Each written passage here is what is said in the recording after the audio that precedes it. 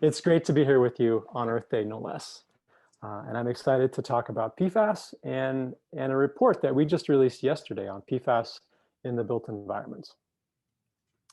So as you heard, I'm Tom Bruton. I'm with the Green Science Policy Institute. And in case you don't know us, we're a scientific NGO based out of Berkeley, California. And our mission is to encourage responsible use of chemicals to protect human health and the environment. Some of the ways that we do this are by publishing scientific research, working through the media and other channels to publicize that research as widely as we can, and then bringing together leaders from different sectors, from academia, from business, from government, and from NGOs to come up with new and innovative ways of solving these problems. And over the years, we've found that these three ingredients make for basically a good recipe for producing policy change and producing purchasing change to reduce the use of harmful chemicals. Now, I am an environmental engineer and environmental chemist by training. And before I joined Green Science Policy, I spent a few years in graduate school researching how to remediate PFAS at contaminated sites. And my big takeaway from that experience was that cleaning up persistent chemicals once they're out in the environment is difficult, and it's time consuming and it's expensive. And so that's what got me started about thinking about prevention and reducing the use of harmful chemicals in the first place.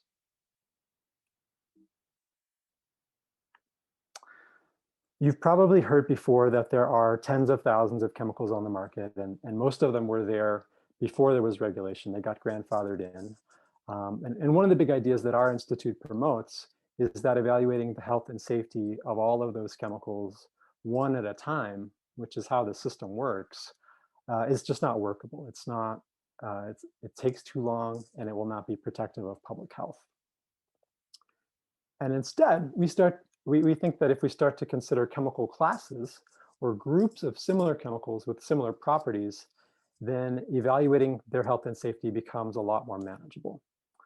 In fact, we think that many of the harmful chemicals found in everyday products and building materials can be grouped into just 6 classes. Those 6 classes are PFAS, also known as PFCs sometimes, antimicrobials, flame retardants, bisphenols and phthalates, organic solvents, and certain heavy metals. And by thinking in a big picture way about entire classes of chemicals, it becomes easier to avoid the problem of regrettable substitution. You've probably heard about this too, where one PFAS is found to be harmful and phased out, only to be replaced by another PFAS that later turns out to be harmful. We have a whole website about this with short videos that you can watch to learn more about each of the different classes. You can see that at 6classes.org. Today, of course, our topic is PFAS. You've already heard from Christoph that this is an acronym for per and polyfluoroalkyl substances. These are a group of human-made chemicals, and they're defined by their common structure. So they all contain chains of carbon atoms surrounded by fluorine atoms. And the chemical bond between carbon and fluorine is one of the strongest in organic chemistry. And the combined effect of all of those carbon-fluorine bonds together gives PFAS some really interesting chemical properties that make them quite useful. Most famously, PFAS are used as surface treatments to make things non-stick, to make them resistant to oil and water and stains. It turns out that those same carbon-fluorine bonds have a dark side, however. All those carbon-fluorine bonds also make PFAS extremely environmentally persistent. These chemicals break down very slowly, so slowly that they've been dubbed forever chemicals. And so when they're released to the environment, they can persist in water supplies, they can build up in food chains, and cause all sorts of problems. The 2 chemicals that I'm showing here are examples of 2 particular PFAS. These ones are called PFAS and PFOA. And these are 2 that were used a lot historically. They're 2 that have been looked at the most by scientists, and that you'll hear a lot about. But as I'll explain, they're definitely not the only 2 that we're concerned with. This slide just shows sort of a snapshot of a lot of different PFAS uses. I won't go through it all, but I just wanted to give you a feeling for the breadth of areas where PFAS show up in the products that are around us, consumer products and and some building materials are here as well. For chemicals that are used in such high volumes and show up in so many places, PFAS were really flying under the radar for a long time. They were not familiar to environmental scientists in the same way that, say, PCBs or heavy metals or solvents like TCE were. But a big moment when that changed was back in the year 2000, when 3M, which had been and is one of the biggest manufacturers of PFAS, they suddenly announced that they were voluntarily withdrawing a whole lot of their PFAS chemistries from the market. And the reason for this was that these chemicals had been flagged as persistent, and they had been identified showing up in the environment, lots of places. It later turned out that this move was not entirely voluntary, that EPA had pressured them. And 3M's position at the time, and actually still now, is that human exposure to PFAS is not a health concern. But this was a really big hit to their business. And so I think, reading between the lines, they knew they were dealing with a big problem. Around that same time, information started coming out about problems at DuPont, which was another big PFAS manufacturer. DuPont had used one type of PFAS called PFOA to manufacture a different type of PFAS called Teflon at its factory along the Ohio River Valley in West Virginia. And over the years, large amounts of PFOA-containing wastes had been released into the Ohio River, into groundwater, into air. And for a long time, no one in the community there or at the regulatory agencies that were supposed to be keeping track really understood that this was a problem.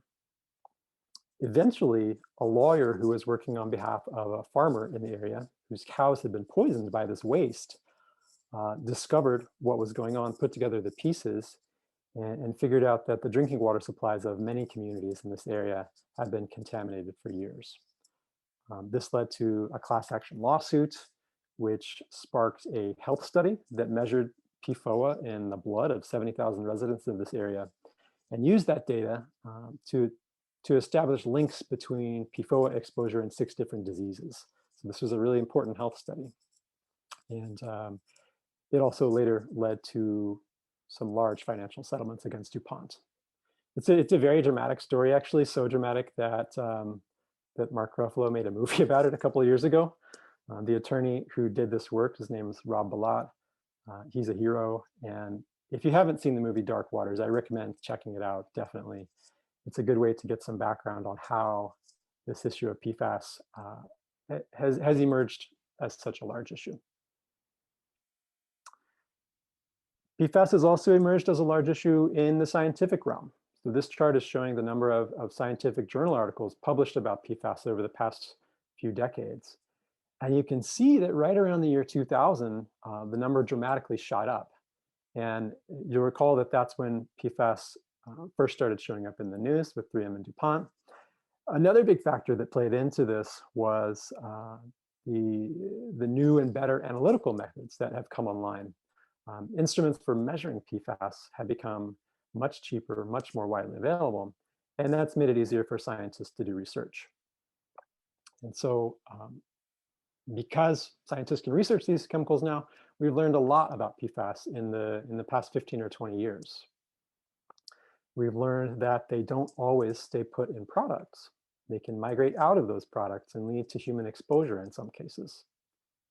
We've also learned that the entire life cycle of a product can contribute to the problem. So PFAS production itself, product manufacturing, and then product disposal at the end of life. All of these can lead to environmental releases of PFAS. And once PFAS are in the environment, because they don't break down, they can cycle back and get at us through drinking water, through food, etc. We now know that PFAS are basically ubiquitous in the environment, that they're transported by ocean currents and atmospheric currents and can end up accumulating in places far from where they were ever produced, far from where they were ever used. Chemists now detect PFAS pretty much wherever they look, whether that's in house dust or stormwater or polar bears in the Arctic. So at this point, PFAS really are a global problem. We've also learned that PFAS are widespread drinking water contaminants in the United States. And this has been in the news a lot. Several years ago, we and some collaborators did an analysis of data that EPA had collected back in the late 2000s. And we calculated that up to 6 million people in the US live in areas where water supplies had PFOA and PFAS above EPA's health advisory level of 70 nanograms per liter. This map is showing in blue some of the areas where PFAS were detected. Now, a lot of scientists and certainly a lot of environmental advocates think that EPA's level of 70 nanograms per liter is not low enough. It's not sufficiently protective. And so if you start thinking about lower health thresholds, then the number of people that are affected in drinking water goes up by a lot and quickly gets into the hundreds of millions of people. So this is a problem that is large in scope, affects many people here in the US. And that's reflected in data that we have from the CDC. So CDC collects random blood samples from the population actually to measure environmental chemicals. And their data shows that nearly 100% of American blood samples contain measurable levels of PFAS.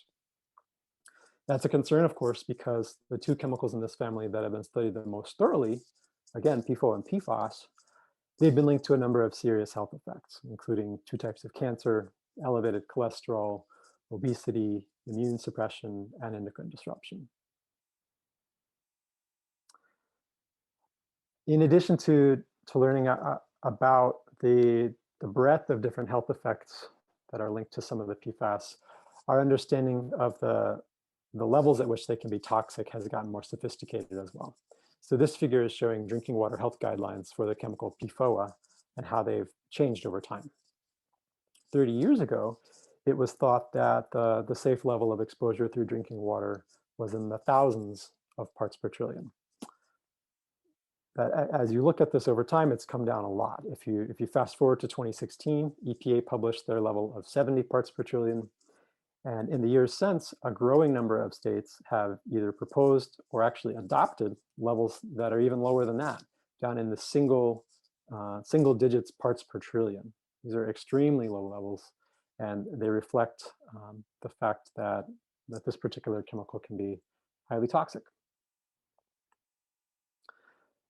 While researchers have learned more and more about a handful of specific PFAS chemicals, those ones that have been well studied are still just a drop in the bucket of all the PFAS that are on the market. The OECD estimated a few years ago that more than 4,700 unique PFAS have been in commerce, but the amount that we can actually measure is much smaller. And that's key because measuring them is the first step to understanding the potential for harm or where they're ending up. For instance, the EPA certified method for measuring PFAS only covers 29 different compounds, and it's actually only applicable for drinking water. And then existing regulations are limited to a small handful of PFAS as well. For example, here in the US, we only have drinking water rules for 2 PFAS, and those rules are actually non-enforceable. So I say when we're talking about PFAS, we're talking about a large group of chemicals. All of them share this unfortunate trait of persistence. Some of them we know to be bioaccumulative and toxic, but most of which we know little about and very few of which have been regulated. And because of this, there's a growing number of scientists who think that PFAS ought to be managed as a class whenever possible. I was part of a group that published a paper on this last summer. And our big point was that the extreme persistence and potential toxicity of these chemicals make them all suspect, including polymers. Now, chemical industry would like to draw a line between PFAS that are polymers and PFAS that are not polymers. And the argument is that the polymers are large molecules, so large that they actually cannot get inside living cells and cause harm. That may be strictly true, but in the paper we pointed out a bunch of reasons why that's not the full story, including the fact that the small molecule PFAS, the non-polymers, are used to make the polymeric PFAS. And in some cases, the polymeric PFAS can break down to the non-polymers. So the life cycle of all of these different PFAS is it's inextricably linked, and they're all a problem. Other points we made in the paper are that there's not enough time to study all 4,700, or another list by the EPA actually lists 9,000 PFAS now. There's not enough time to study them all one at a time. And so instead, the focus should be on avoiding the use of this class of chemicals when that's possible. I'd like to read you a quote now to put all this in perspective. This is from Dr. Patrick Bricey, who is director of the CDC's National Center for Environmental Health. Back in 2017, he said at a conference that the presence of PFAS in US drinking water is one of the most seminal public health challenges for the next decades. And he went on to say that it won't be too long before we think hundreds of millions of Americans will be drinking water with levels of these chemicals above levels of concern. It's a strong statement for a high-level government official. And he was sort of the first one to come out and say this, but more and more voices in government are treating this as a serious problem. Actually, Congress is as well, in part because of all the cleanup costs for PFAS contamination that are falling to cities and states. Congress has been paying a lot of attention to PFAS. 2 years ago, there was a bipartisan PFAS task force launched in the House, and they've been quite effective, all things considered. For instance, they've sent money to the CDC to perform more health studies about PFAS exposure. They've provided funding to the US Geological Survey to do expanded environmental monitoring. And most importantly, in my book, they've told both the Department of Defense and the Federal Aviation Administration to halt their use of firefighting foam containing PFAS. And that's hugely important because those firefighting foams have been a widespread source of water contamination. Europe is active in this area as well. They're acting even bigger and bolder than the US, as often happens. Last fall, they came out with a new chemical strategy for sustainability. And included in that are new limits on PFAS in drinking water, food, waste, and sludge. But the really revolutionary piece of what they're doing is a proposal to restrict the entire class of PFAS for all non-essential uses within the next few years.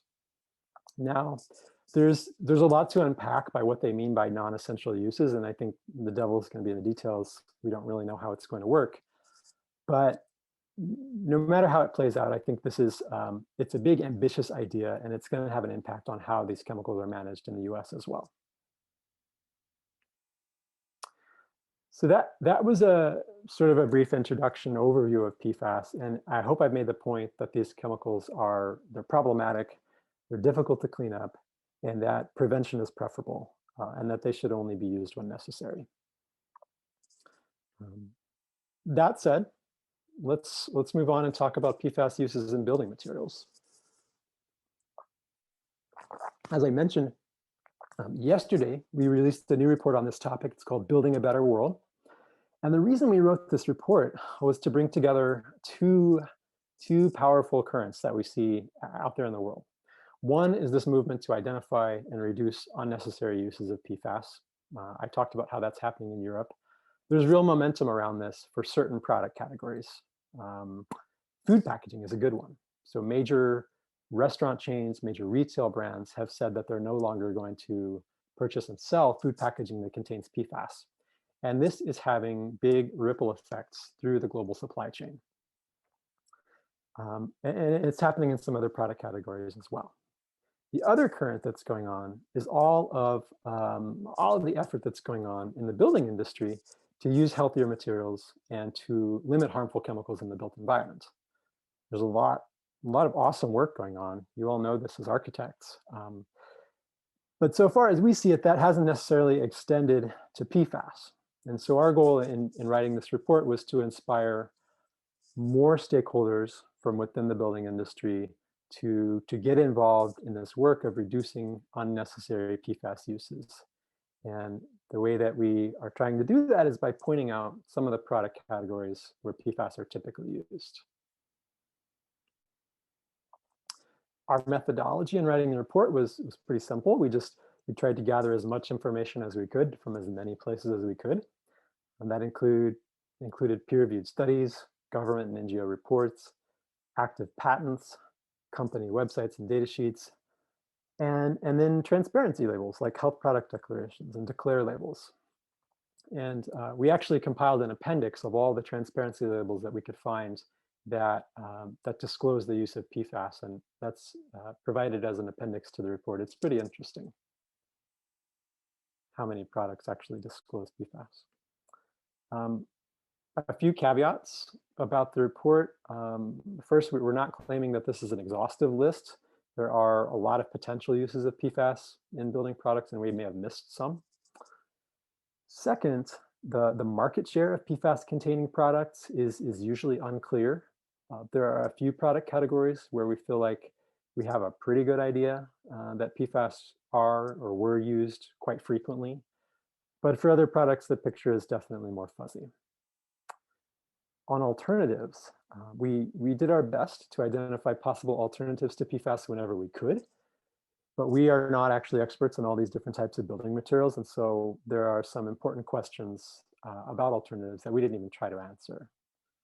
Namely, what's the market share of the alternatives versus the PFAS-containing products? How commonly are they used? Also, are they effective? Are they truly functional, effective replacements for PFAS? We didn't really go there. And then finally, are they also chemicals of concern? We did not screen the alternatives that we identified for their hazard traits, and we actually just listed them. So an example that came up a lot is PVC as a potential alternative for PFAS. We are not advocating that PVC be used instead of PFAS. We're just putting it out there as a potential alternative, as a place to start the conversation. So let's dive in. We identified 12 categories of building products where PFAS are likely to be used. This includes roofing, coatings, flooring, sealants and adhesives, glass, fabric, wires and cables, tape, wood products, solar panels, artificial turf, and seismic damping equipment, something we use more here on the West Coast. And you can sort of argue about those last three categories, whether they're building products or not, but we thought they were interesting and deserved to be included. I'm not going to go through all of these, but I will dive into a few of them just to give you a feel for the types of uses that we see and some of the concerns that come up. The first one I'll talk about is roofing, where PFAS are generally used to resist weathering, to prolong a roof's useful life, and to reflect solar radiation to keep buildings cool. We found that PFAS can be used in asphalt roofing, metal roofing, weatherproofing membranes that typically show up on flat roofed buildings, and then tensile roofs and different types of accessory materials. We normally associate asphalt roofing with shingles, and an important component of shingles are the granules that are used to give shingles color and durability, and also to provide ballasting. There's a really primitive diagram of the layers of a shingle here that shows these little ceramic granules that are embedded within the asphalt of the shingle. And PFAS come into this as coatings for special high reflectivity granules that are used to reflect more sunlight and keep buildings cooler. PFAS coatings are used on metal roofing to protect against corrosion, scratching, and color loss. They're also used, again, to increase reflectivity for energy efficiency. When PFAS show up in weatherproofing membranes, they're there for moisture control, for reflectivity, for durability, and also for stain resistance. And those PFAS can be present as an individual layer within a multi-layer assembly, or they can be used as a coating on top of those membranes.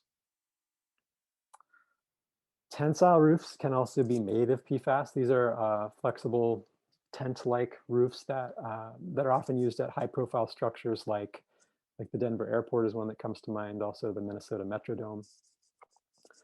And then finally, PFAS are also used in roofing accessories. Gutters can be coated with PFAS, for instance, to prevent clogging and retain color. And roofing nails can be coated in PFAS to give them extra durability and to help the nails penetrate into shingles. So So just within this category of roofing, you can see we found quite a large array of different types of PFAS uses. And an interesting question that comes up is whether roofing could be a source of PFAS releases to the environment. There's a lot of precipitation that falls on a lot of square footage of roofs, and we know that PFAS are present in stormwater, but we don't really know how the PFAS gets there. And so I think more research is needed to look into whether building materials like roofing could be contributing to this. And the concern is that PFAS in stormwater can become PFAS in drinking water, where it can enter the food chain and build up in fish and harm wildlife or people that eat the fish. Next category I'll talk about is coatings, which we used as a catch-all for metal coatings, paint, wood lacquers, and sealers. Sealers, I always get it confused. And then plastic coatings. And in these applications, PFAS are typically being used to improve ease of application, weather resistance, finish, and durability. PFAS are used in coatings for metal roofs, like I mentioned earlier, but they're also used as exterior finishes for architectural metals like curtain walls, and also in bridges and industrial structures. They're also used in high-touch metal surfaces within buildings, like elevators and sanitary fixtures. Unlike paints, most of these metal coatings seem to be applied at the factory during fabrication of the parts of the products. And then some of the brand names for these coatings you may have heard of. They're things like Kynar, Fluoropan, Hylar, and Lumiflon. PFAS are used in paints, both as binders that help join the different ingredients in paint together, and as additives for improving the flow, the spread, glossiness, and decreasing bubbling and peeling. They're used in specialty paints that are marketed for things like stain resistance, resistance to graffiti and water, and they're also used in powder coats. PFAS are added to wood lacquers and sealers as wetting agents, and also, again, to add stain resistance and oil and water repellency. Plastic coatings were an interesting one. We found that PFAS are applied to structural plastics that might be used instead of ceramic in items like bathtubs and countertops and window frames.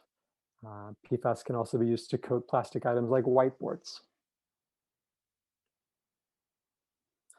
Another of the catch-all categories where we found uses of PFAS is sealants and adhesives, including sealants for porous materials like grout, tile, stone, and concrete, caulks, O-rings, and adhesives. And I realize this is sort of a funny mix of products, but we put them together because caulk is actually listed some places both as a sealant and as an adhesive, and that sort of, it glues all these products together.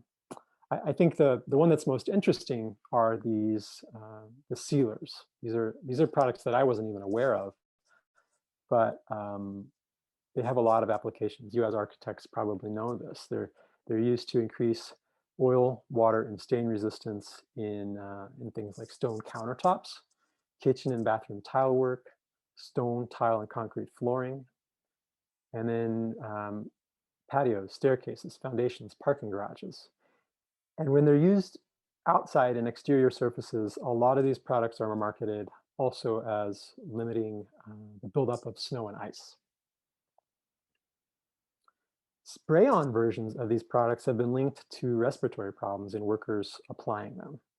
Back in 2005, the Consumer Product Safety Commission recalled 300,000 cans of a particular grout sealer product due to respiratory complications associated with breathing in the PFAS components in this product. And so this is actually the only example that I know of a PFAS in a building material leading to acute health effects that happen right away.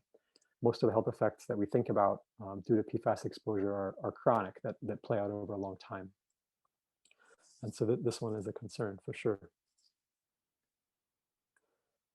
Fabrics are one that's probably more familiar to most people. PFAS are used in upholstery and curtains and other fabrics to make them stain and soil and water repellent resistant.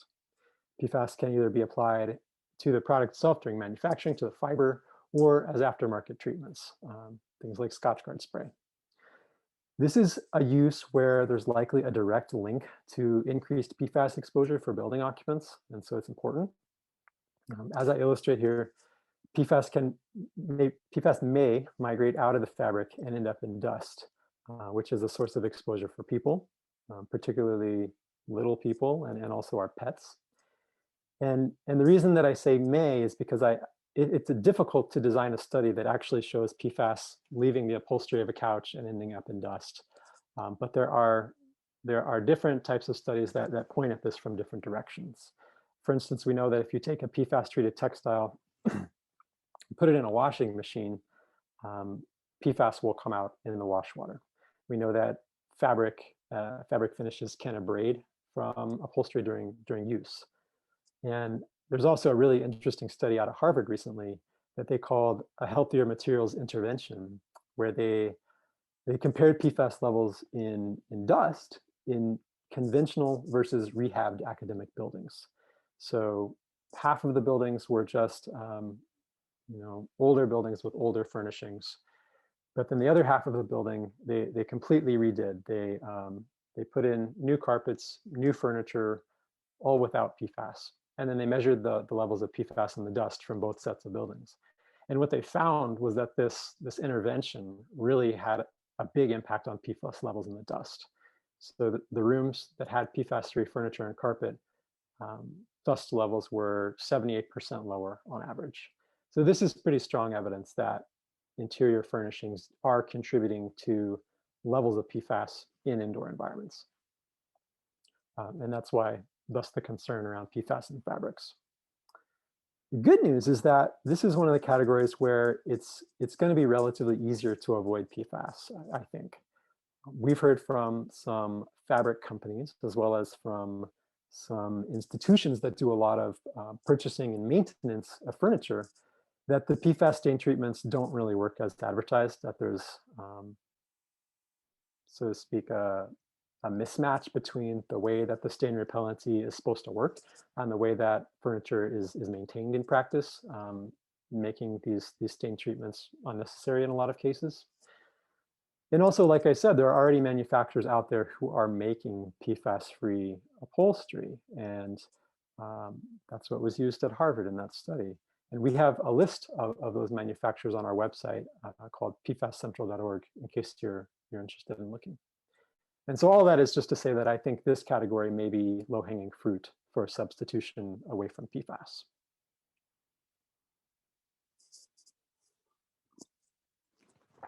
And so even more good news, to show you that this talk is not all doom and gloom on Earth Day, is this is the success story from carpet. So PFAS were used for a long time in carpet to prevent staining and soiling.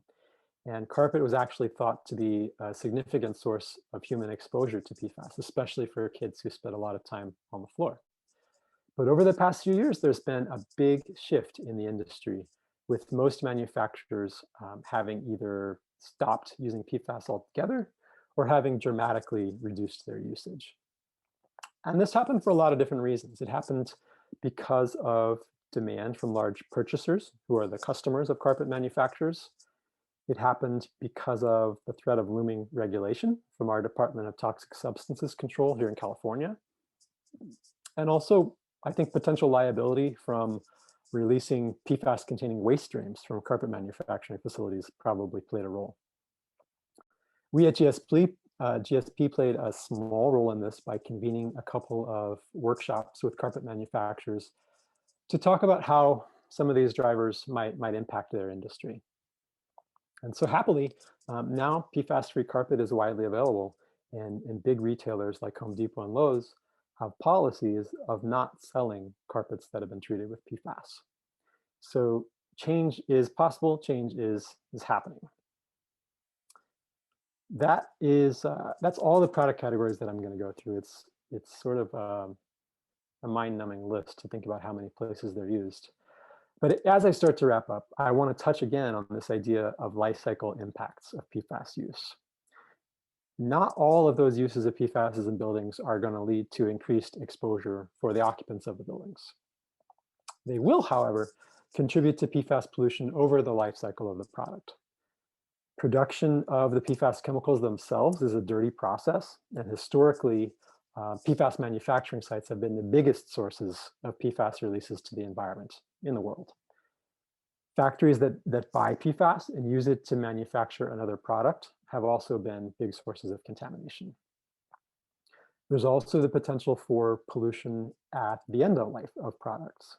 So if a material is sent to a landfill, PFAS can leave the product and can migrate out of that landfill and leachate and enter the environment. If a material is recycled at the end of its life, there's a potential for releases of PFAS during the recycling process, or releases from whatever that new product is. And so all of these are reasons why it's important to try and reduce the use of this entire class of chemicals. The good news is you can help. We think that everyone has a role to play here, whether you're an architect, designer, and builder, a building product manufacturer, or someone sitting in government. And the first step has to do with transparency and being an advocate for increased ingredient disclosure. There's more and more of this going on, but it's still not enough. Like I said, we did pull a lot of disclosure forms to get some of the information to use to write this report, and they're in our appendix if you want to see them. We think that people should be asking for those more. We think that building products manufacturers should be supplying them more. Second, if you're considering a product that contains PFAS, you should ask whether the function that PFAS is providing is really necessary. Does the fabric that you're specifying actually need to have a PFAS stain treatment? Sometimes the answer might be no, and it's as simple as that. Third, when a function that PFAS provides really is necessary, look for safer non-PFAS alternatives. And if they're not there immediately and obviously defined, convey your demand for those up the supply chain so that manufacturers hear about it. Finally, when you're doing all of this, try and avoid the entire class of PFAS and watch out for marketing that says things like PFOA-free, because that often means that, that the product contains a different type of PFAS instead of PFOA. So all of these are ways that everyone can get involved in doing this work. Some more concrete ways that you can get involved maybe are by reading the report. I'm going to drop a link to it in the chat as soon as I'm done sharing my screen, but it's pretty easy to find from our website homepage, greensciencepolicy.org. Please share it with your networks. Please also let us know if you know about uses of PFAS in building materials that we missed. We'd like to keep doing this work, keep compiling uses, and make it as comprehensive as we can. And then most importantly, send us information about functional non-PFAS alternatives in building products, anything that you know. In writing this report, we really, we see that we're drawing attention to a problem, but it's a problem that we don't necessarily have the answers to, and we really want to work with stakeholders within the building industry to crowdsource this and figure out what are the good alternatives to PFAS. So if you have information about those, we're really eager to get our hands on it, and we're going to figure out how to make that more widely available.